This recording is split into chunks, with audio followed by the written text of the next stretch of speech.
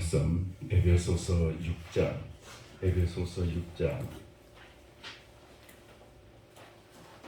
신약 성경 316페이지입니다. 316페이지 전과 후 중입니다. 에베소서 6장 1절부터 3절까지 에베소 6장 1절부터 3절까지 같이 읽겠습니다. 자녀들아, 주 안에서 너희 부모에게 순종하라. 이것이 옳으니라. 네 아버지와 어머니를 공경하라.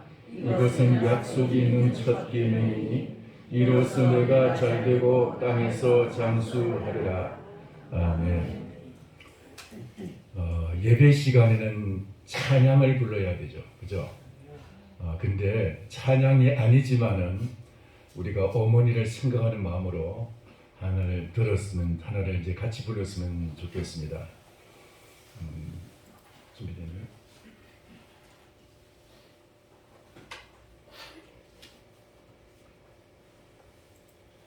어머니 마음이라는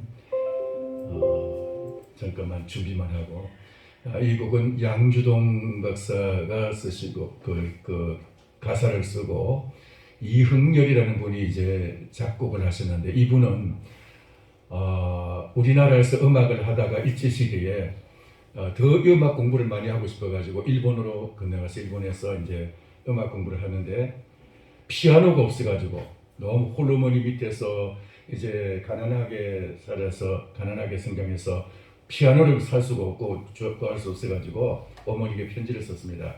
어머니, 제가 음악을 좀 전공해가지고 열심히 아름다운 곡을 만들고 싶었는데 피아노가 없이는 연습할 수도 없고 아름다운 곡을 쓸 수도 없습니다. 그래서 접고 그냥 돌아가겠습니다 하고 편지를 썼어요. 그랬더니 어머니가 그 편지를 받고는 그 다음날 새벽부터 온 산을 다니면서 솔방울, 굵고 큰 이제 솔방울 들어가다가 많이 긁어 모아가지고 아침부터 새벽부터 이제 밤까지 긁어 모아가지고 그걸 팔았는데, 당시에 쌀 한 가마가 13원 할 때 400원을 준비해가지고 일본에 보냈어요. 이 거금이에요, 그 정도 되면. 13원, 쌀 한 가마에 13원 할 때 400원을 보냈는데, 이걸 가지고 피아노를 사서 이제 작곡을 했는데, 제일 첫 번째 작곡이 바로 이 양주동 그 박사의 이 어머니의 마음, 이 가사에다가 곡을 붙인 거예요.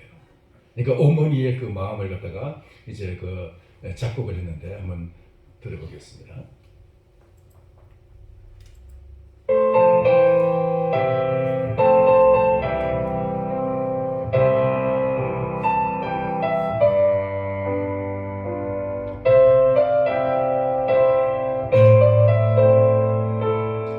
순수하게 어머니를 생각하는 마음으로 여러분 가사가 나오면 같이 하겠습니다. 나실 때 괴로움 더 잊으시고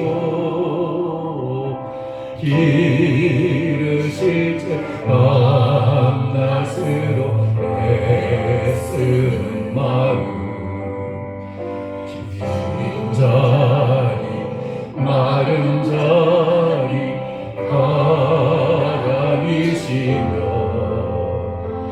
손날이 가닳도록 고생하시네. 하늘 아래 그것이 뭘까요?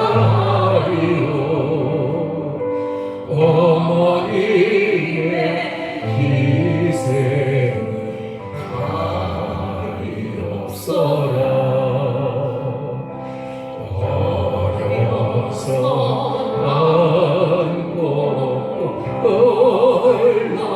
올려주시고 자라서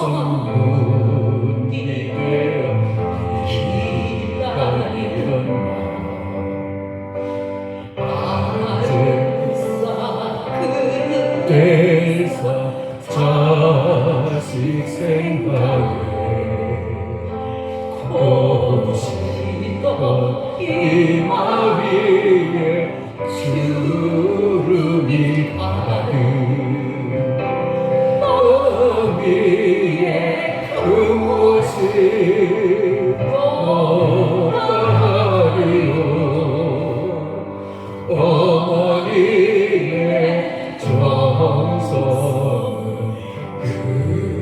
그지없어라.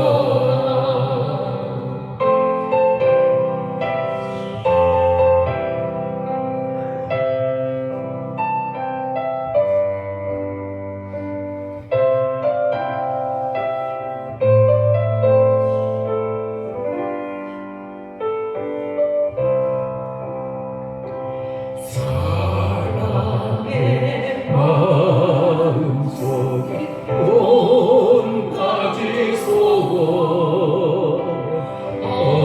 어머니의 마음속에 오직 한 가지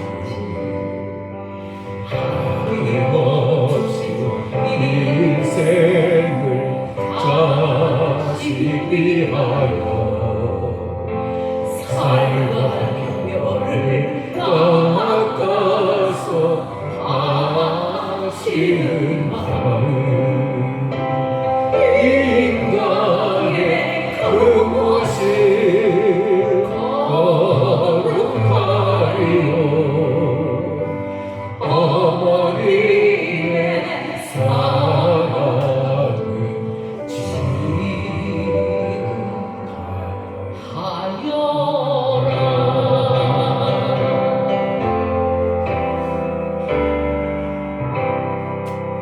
기도하겠습니다. 살아계신 하나님 아버지, 이 시간 종이 하나님의 말씀을 대언하려고 이 자리에 섰습니다. 말씀을 대언할 때 이 말씀이 우리 모두에게 에스겔이 이제 골짜기에서 말씀을 대언함으로써 마른 뼈가 하나님의 군대가 된 것처럼 생명의 역사가 있게 하여 주옵시고, 하나님 영혼을 살리는 아버지는 참으로 우능찬 이 영혼의 말씀이 되게 하여 주옵소서. 주님, 우리가 참으로 이 말씀을 듣고 살아나게 하여 주옵시고, 이 말씀을 듣고 힘을 얻게 하여 주시옵시고, 이 말씀을 듣고 위로가 있게 하여 주시옵시고, 이 말씀을 통해서 하나님 치유가 있게 하여 주옵소서. 이 말씀에 참으로 권세를 허락하여 주시기를 원하고 예수님의 이름으로 기도하옵나이다. 아멘. 아프리카의 속담에 이런 말이 있습니다. 코끼리는 자기의 코를 부담스러워하지 아니하고 짐스러워하지 아니하고, 어머니는 자기의 자식을 짐스러워하지 않는다. 그런 말이 있습니다. 여러분, 여기 우리가 이제 연세가 많든지 적든지 우리가 이 자리에 있는 것은 다 우리에게는 다 어머니가 이 자리에 존재했었기 때문에 우리가 이 자리에 존재하고 있습니다. 우리가 이제 이미 돌아가셨다 할지라도, 우리가 이제 어머니가 되고 할머니가 되고 할아버지가 되고 우리가 이제는 좀 떠날 때가 됐다 할지라도 우리 속에는 역시 어머니의 흔적들이 지울 수 없도록 큰 자리로서 남아져 있습니다. 근데 우리는 이 어머니에 대한 우리의 자세가 어떤가에 따라서 우리 이 땅에서의 삶의 자세가 달라진다는 것을 우리는 알아야 될 것입니다. 내가 어머니를 어떻게 여기느냐에 따라서 그것이 우리 이 세상의 모든 삶을, 어떻게 보면 삶의 방식을 결정한다는 거예요. 오늘 이 짧은 이제 1절에서 3절까지 이 짧은 성경 구절을 통해서 하나님께서 우리에게 하나님의 대행자로서, 하나님의 대리자로서 우리에게 어머니를 주셨어요. 하나님이 당신이 친히 우리에게 직접 우리에게 생명을 주시지 아니하고 하나님이 우리에게 어머니를 통해서 우리에게 잉태하게 하시고, 물론 아버지도 계시지만은, 그리고 우리가 이제 해산하고 우리가 다 양육하셨다는 것.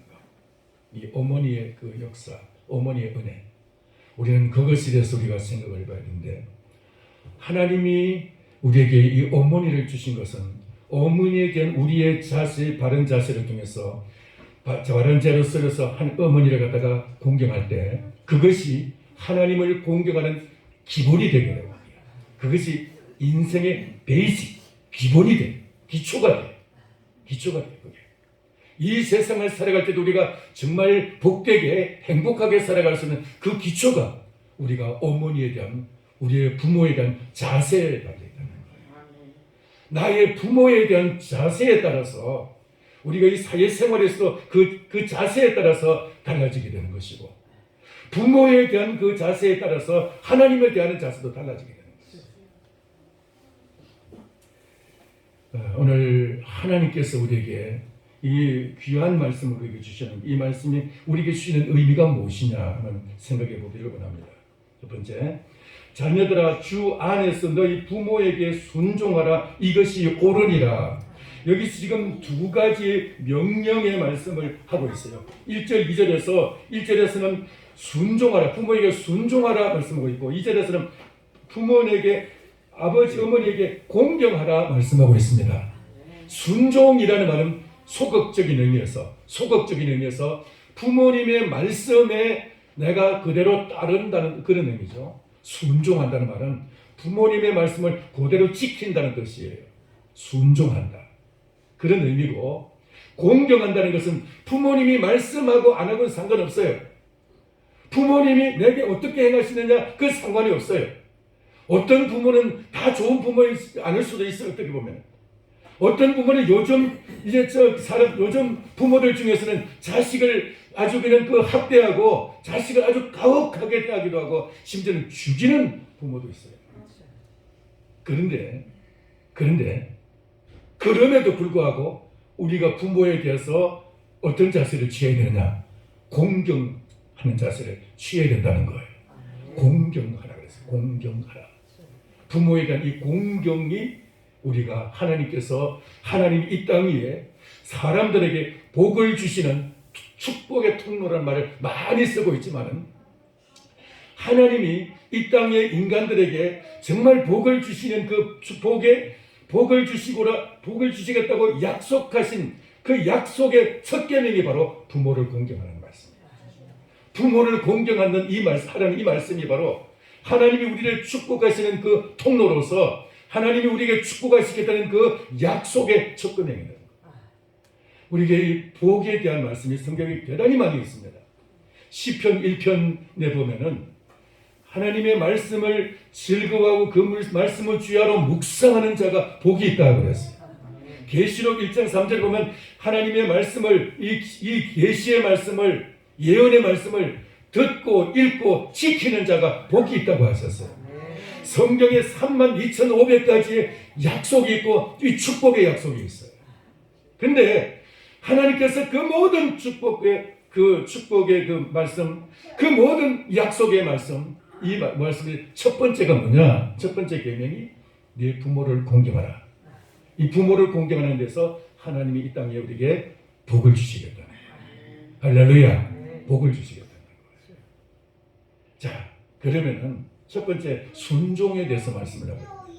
여러분, 공경이라는 것은요, 공경과 순종, 하나님께서는 자녀들에게 대하는 것은 자녀들을 사랑하고 자녀를 축복하고 자녀를 사랑하고 자녀를 위해서 희생하고 자녀를 위해서 정말 자기의 모든 것을 쏟는 그런 그 노력은 하나님께서 우리 유전설 속에 우리 DNA 속에다가 심어 놓으셨어요. 하나님 속에 있는 자녀 사랑의 그 하나님의 유전자를 하나님의 속에 있는 그 하나님의 자녀 사랑의 유전자를 하나님 우리 속에다가 다 각자에다 심어 놓으셨어요. 우리 유전자 속에다가. 그래서 이것은 안 가르쳐도 안 배워도 이 자녀를 사랑하는 그 마음은 누구에게나 다 있어요. 물론 차이는 있겠지만은 여러 가지 방법은 차이가 있고 여러 가지 이제 얼마나 더 희생적이냐 덜 희생적이냐 이런 차이는 있겠지만은 자녀 사랑은 하나님의 유전자를 모든 사람 속에 모든 인간 속에다가 다 심어놨었어요. 유전자로서 다 심어놨기 때문에 안 가르쳐도 다 있어요. 자, 그런데 공경이라는 유전자는 없어요. 공경이라는 것은요, 하나님 앞에 아버지 앞에 부모에게 순종하고 부모에게 공경하는 이것은 유전자로서 심어놓으신 것이 아니고 하나님께서 이것이 축복의 계명이고 이것이 축복의 통로라는 것을 가르쳐 주시기 위해서 뭘로 보여주시느냐? 본으로 보여주셨어요. 본으로. 어떤 본이에요? 예수 그리스도가 우리의 부모 공경의 도민이 되셔요. 예수님은 아버지의 말씀에 절대 순종하심으로써 어디까지 순종하셨어요? 십자가에 죽으시기까지 순종하십니다. 그래서 예수님은 공경이 무엇인지, 부모에게 공경하는 것이 무엇인지를 우리에게 몸소 우리에게 본을 보여주셨어요. 그러니까 자녀 사랑은 우리 속에 본능적으로 유전자 속에 다 심어놨기 때문에 하는데, 부모 공경은 이것이 더 큰 축복인데, 더 큰 복인데, 이것은 우리가 예수님의 본을 봐야 되는 것입니다. 그 본을 따라서 살아가야 그것이 우리에게서 복이 되는 줄 믿습니다. 자, 그런데 여기 공경이라는 말과 순종이라는 말을 구별해 놨는데, 순종하라, 첫 번째는 순종하라 그랬어요. 순종하라, 이것이 옳으니라 그랬습니다. 부모의 말씀에 절대적으로 순종하는 것이 옳으니라. 여러분, 자녀가 부모에 대해서 순종할 수 있도록 부모가 자녀에게 그렇게 정말 모범적으로 정직하고 진실하고 자녀들에게 감화력 있게 감동적으로 자녀들을 잘 양육한 부모는 참 복 있는 부모예요. 그리고 그 자녀도 역시 부모로부터 온전히 순종할 수 있도록 그렇게 배운 그 자녀도 복 있는 자녀예요. 근데 엄마 그거 아니야, 싫어, 그거 틀렸어, 엄마는 알아서 해, 이런 식으로 만약에 그렇게 성장했다면 부모에게도 불행이고 자녀에게도 불행이에요. 순종이 아닌 이 거역의 이 마음, 그것은 물론 그 부모에게도 뭔가 일만의 책임이 있을 것이. 그러나 그 자녀는 그것을 통해 가지고 잘못된 길을 가게 됩니다. 거역이라는 것이 얼마나 이것이 불행한 길인지. 다윗에게는 여러 아들이 있었는데 거역한 아들이 있어요. 누구예요? 대표적인 사람이 압살롬이에요. 압살롬은 아버지를 죽이고 자기가 왕이 되겠다고 반란을 일으키고, 아버지를 죽이겠다고 예루살렘 성을 향해서 공격해 들어왔어. 아버지를 죽이겠다고 아버지 군대와 싸우게 됩니다. 이게 거역의 영이에요. 거역의 대표적인 모습이 바로 그 압살롬. 그리고 이 거역의 진짜 대표적인 그 근원은 어디서부터 오느냐? 사단으로부터 오는 것이죠. 하나님으로부터 생명을 받은, 하나님으로부터 이 땅에 가장 아름답고 가장 영광스럽고 최고의 모든 좋은 것을 다 가졌던 이 사단이, 원래는 루시엘, 하나님을 거역하고 하나님에 대항하고 반역함으로 말하면 하나님의 나라에서 쫓겨나게 돼요. 그것이 모든 이 거역하는 사람들 속에다가 거역의 씨앗을 심어놓게 돼요. 그러나 순종은 정반대. 예수 그리스도는 순종하신 분이십니다. 할렐루야. 주님은 어디까지 순종하셨어요? 어디까지? 죽기까지 순종하셨어요. 죽기까지. 그러니까 예수님은 우리에게 순종이 얼마나 어떤 것이냐, 순종이 어떤 것이냐를 우리에게 보여주시기 위해서 아버지에게 죽기까지 순종하심으로써 우리에게 본을 보여주셨어요. 부모에게 죽기까지 순종해 보신 적이 있습니까? 그렇지 않다면 우리는 다 죄인인 거예요. 나가 무슨 죄가 있느냐고, 난 죄가 없다라고 말하지만은 사실 우리는 여기 계신 분들 중에서 이 말씀에 자유롭게 난 철저히 순종했다는 분이 그렇게 자신 있게 말씀할 분이 얼마나 있겠어요? 우리는 다 우리 속에 거역의 마음이 있어가지고 우리 부모님에 대해서 거역을 한 번도 안 하신 분들이 있겠어요? 다 거역의 마음들이 있어요. 조금씩 남아있어요. 엄마 그거 아니야, 이런 마음이 우리 속에 다 있었다. 이런 거역의 마음이 죄인데, 이게 바로 사형감인데, 죽어야 될 죄인데, 죽을 죄인데, 근데 그 모든 죄의 값을 예수님이 대신 담당하시고, 예수님이 그 순종을 통해서 우리의 죄값을 친히 담당하셨어요. 우리 속에 있는 이 거역의 마음들 다 주님이 친히 감당하셨어요. 그것을 보여주는 말씀이 이것이 옳으니라 하는 이 말 속에 비밀이 있어요. 이것이 옳으니라. 따라서 이것이 옳으니라. 순종하는 것이 옳으니라. 이 옳다는 옳다는 말을 한문으로 쓰면요, 옳을 의자인데, 이 옳을 의자라는 말은 세 단어로 되어 있습니다. 한문 글자인데 한문으로 보면 세 글자로 되어 있어요. 맨 위에 양자가 있고 그 밑에 스스로 혹은 나아자라는 말이 있습니다. 스스로 그러니까 내가 양의 머리를 가지고 양의 머리로서 살아간다. 이게 바로 오를 의자란 말이에요. 하나님이 아브라함을 의롭다 하실 때 이 아브라함이 왜 의로웠느냐? 아브라함의 행동이 의로웠다. 아브라함이 뭔가 이 의로운 사람이었다. 이런 뜻이 아니고 아브라함 자신 속에다가 하나님께서 아브라함이 그 생각 속에 하나님을 옳게 여기시고 하나님을 의롭다고 여기시고 하나님을 철저하게 하나님 앞에서 아멘하는 자세로 믿었어요. 하나님을 아멘하는 자세로 믿으니까 하나님이 그 아브라함에게 의롭다고 하셨어요. 의롭다. 이 의롭다, 오를 의자라는 말은 원래는 세 글자인데 위에 글자 양자고 밑에 스스로 한자도 두 글자예요. 스스로 한자도 맨 앞에는 손 숫자가 있고 뒤에는 창과자가 두 글자가 합쳐가지고 스스로가 되는데 우리 자신이라는 것이 다 창을 든 자와 같아요. 여러분 속엔 다 손에다 창을 잡고 있어요. 다 착해 보이지만은 양같이 순해 보이지만 우리 속에는 창을 잡고 있는 거예요. 창은 뭐예요? 공격 무기입니까? 방어 무기입니까? 공격 무기예요. 우리 속에는 다 창을 가지고 있어. 저놈이 무슨 말하면 그러니까 찌르려고. 우리 속에 그런 마음이 다 있는 거예요. 그게 우리 모습이에요. 여러분 속에 그런 다 창을 가지고 있어요. 내가 저놈은 어떻게 해야 복수를 할까? 저놈은 어떻게 내 마음이 시원할까? 이런 마음이 우리에게 다 있는 거예요. 그게 우리 자신의 모습이에요. 스스로 우리의 모습이에요. 그런 우리들 가지고는 천국 못 들어가는 거예요. 이런 우리가 예수님을 머리로 삼을 때, 머리에 예수님을 덮었을 때, 양처럼 살 때, 아멘. 그러면은 우리가 의로워지는 거예요. 그게 옳은 삶. 우리 속에는 손에 창을 잡은 자와 같이 그렇게 공격적인 사람이고 우리 속엔 다 분노가 있고 우리 속엔 다 자기 속에는 뭔가 해결하지 못한 그런 미움도 있고 이제 그 정오와 이제 분노가 있지만은 그럼에도 예수님을 머리로 삼을 때 내 머리를 예수님으로 삼고 그래서 내가 예수님이 나의 주인으로 삼을 때 예수님을 나의 왕으로 삼을 때 어린 양 예수님이 여러분의 주인이 될 때 여러분의 머리가 될 때 그때 우리는 의로운 줄 믿습니다. 내가 나 자신의 주인이 되면 우리는 의롭지 못해. 예수님이 나의 머리가 되실 때 예수님이 나의 주인이 될 때 우리는 의로운 사람이 되는 거예요. 할렐루야.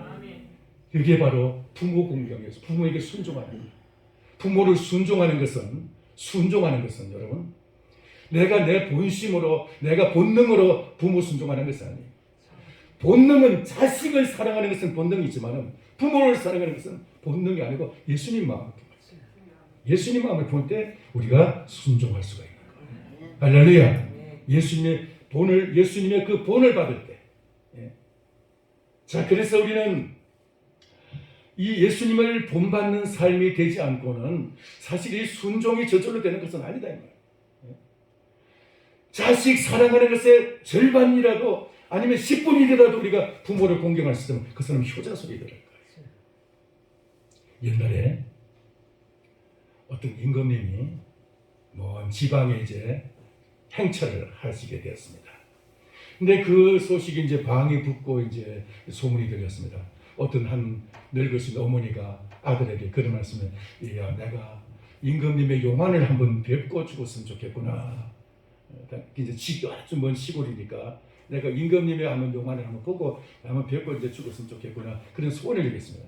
근데 거리가 자기 동네에서는 그 임금님 지나가는 게 굉장히 멀리 한 50리 정도. 그래서 이제 어머니를 업고 거기까지 갔어요. 그리고 이제 막 그 사람들이 많이 있는데 어떻게든 좀 어머니들 하여금 이제 임금님 잘 보게 하려고 이제 막 이렇게 이제 애를 쓰고 발꿈치를 들고 막 했는데 이게 임금님 봤어요. 임금님이 그걸 보고는 이제 저 사람에게 저렇게 어머니를 갖다 공경하는 저 효자에게 상을 줘라. 그래가지고 그 사람이 상을 받았어요. 이 소문이 그 지역에 다 퍼졌는데 어떤 한 좀 건달이 그동안에 건달로 살았는데 자기도 상 받을 욕심으로 임금님에게 상 받고 싶은 마음이 있어가지고 근데 이제 임금님이 그 지나갈 때 그 이제 지나가는 길에 어머니에게 얘기했어요. 어머니, 나 저기 아무개가 이렇게 상을 그렇게 상을 받는데 나 어머니 업고 가서 나 상 받고 싶다고. 그러니까 아니야 난 그럴 수 없어. 난 싫어 하는데도 어머니 제발 한 번만 제발 한 번만 하면서 그래가지고 어떻게 해가지고 설득해서 어머니를 업고 갔어요. 그래가지고 그 효자 흉내를 낸 거예요. 이제 효자 흉내를 해가지고 어머니를 갖다가 이제 그 임금님 보게 하려고 했는가 임금님 보니까 효자가 또 있네 하고 이제 그 사람에게 저 사람에게도 상을 줘라 그랬는데 이제 신하가 알아보고 왔더니 임금님 아닙니다. 저는 아닙니다. 저놈은 아주 나쁜 놈인데 지난번에 그 상 받은 효자 흉내 내느라고 저렇게 효자 흉내 낸 겁니다. 그랬더니 흉내만 내더라도 효자는 효자다. 효자 흉내만 내도 효자다. 따라서 합시다. 효자 흉내만 내도 효자다. 그렇게 임금님을 말씀하고 상을 내리라 그랬대요. 흉내만 내도. 이 무슨 말입니까? 그만큼 효도가 어렵다는 것이. 효도가 어렵다는 것이. 부모를 공경하고 순종하는 것이 어렵다는 말이에요. 그러니까 자기 본심으로는 나 스스로는 어머니에게 부모님에게 순종할 수 없어도 내가 양의 탈을 쓴 게 아니고 양의 탈을 쓴 이리가 아니고 예수님의 머리를 가지고 예수님의 그 머리로서 예수님을 주인으로 삼고 예수님의 심정으로 우리가 그렇게 할 때 우리는 공경을 하고 순종할 수가 있다는 거예요. 이게 옳은이라는 말의 의미예요. 옳은이라는 말의 의미를 여러분 그렇게 새기시기 바랍니다. 그리고 두 번째로 2절 한번 보시겠습니다. 2절. 내 아버지와 어머니를 공경하라. 이것이 약속이 있는 첫 계명이니. 그러니까 순종이라는 말은 부모의 그 말씀을 따라서 그대로 지키고 순종하는 것을 의미하는데 공경은 그보다도 더 적극적인 말이죠. 순종은 수동적이라면 공경은 더 적극적으로 소극적이 아닌 적극적으로 부모님을 어떻게 하면 기쁘시게 해드릴까? 어떻게 하면 행복하게 해드릴까? 어떻게 하면 부모님이 더 좋아하실까? 전에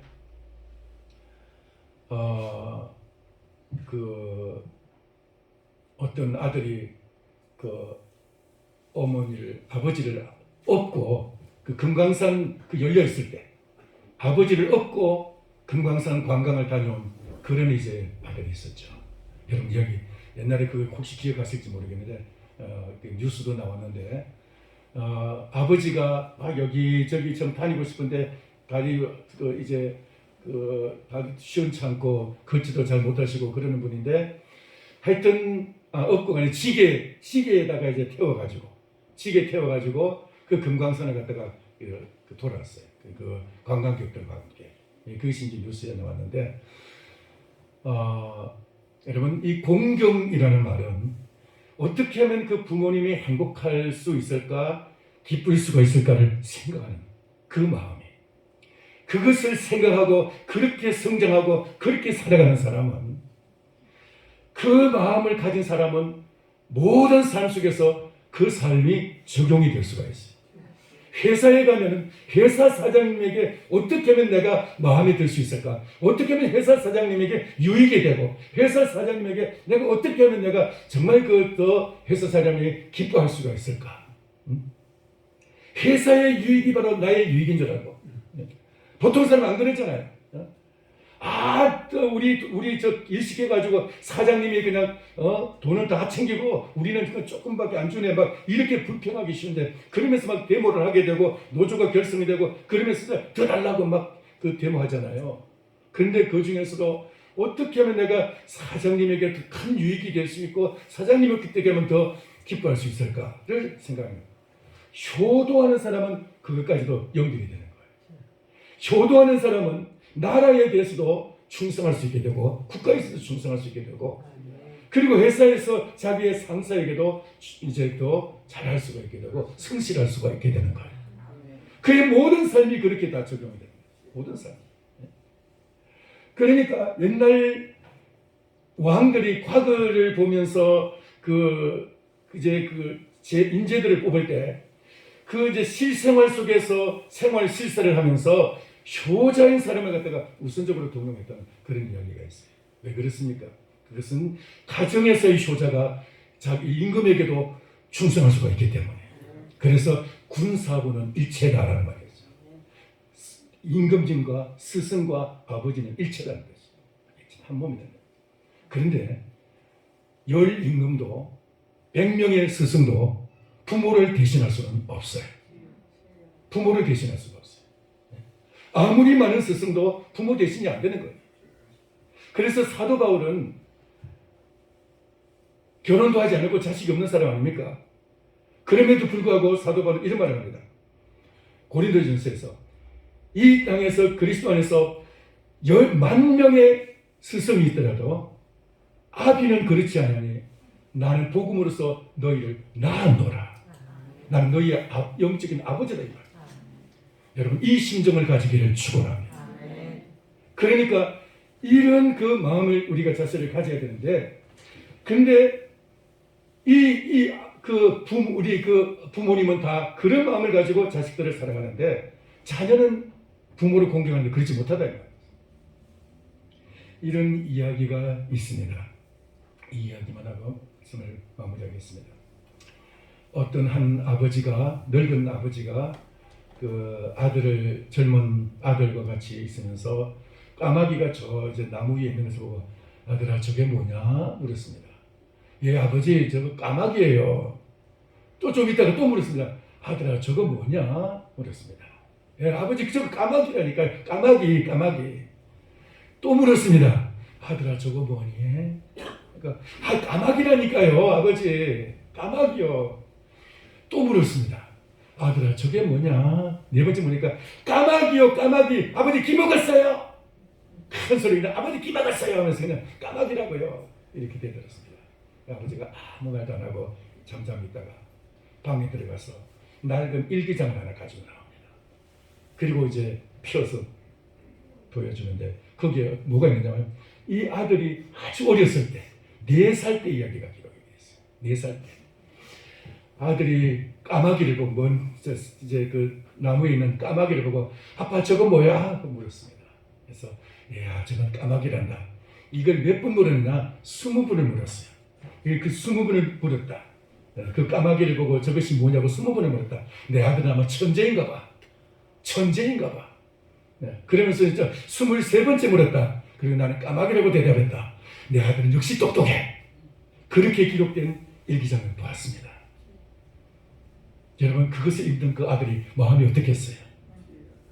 아들은 아버지가 4번째 물었을 때 화를 벌컥 내면서 아버지가 까마귀라고 기 먹었어요 하고 당장 대들었는데 아버지는 23번 아들이 묻는데도 그대로 대답을 한 거예요. 내 아들은 천재인가 봐. 내 아들은 역시 똑똑해 하면서 23번째 대답을 했다는 거예요. 이게 아버지의 마음과 아들의 마음의 차이죠. 우리 부모님도 다 그렇게 우리를 길러주신 줄을 믿습니다. 우리들도 그런 부모가 되기를 소원합니다. 할렐루야.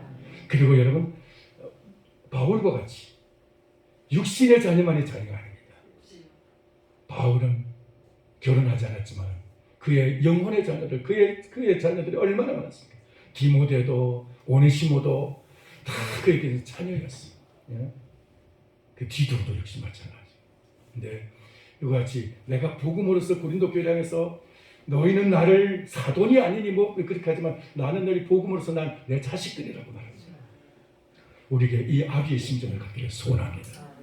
우리가 정말 어버이날을 맞이해서 이 마음을 품고 정말 부모 공경에 대한 우리가 마음의 자세를 가진다면 우리는 이 땅에서 살아가는 삶이 훨씬 더 진지하고 성실해질 수가 있게 될 줄 믿습니다. 사랑하는 성도 여러분, 우리는 하나님께서 우리에게 이 2가지를 명령하시면서 순종하라. 이것이 옳은 길이다.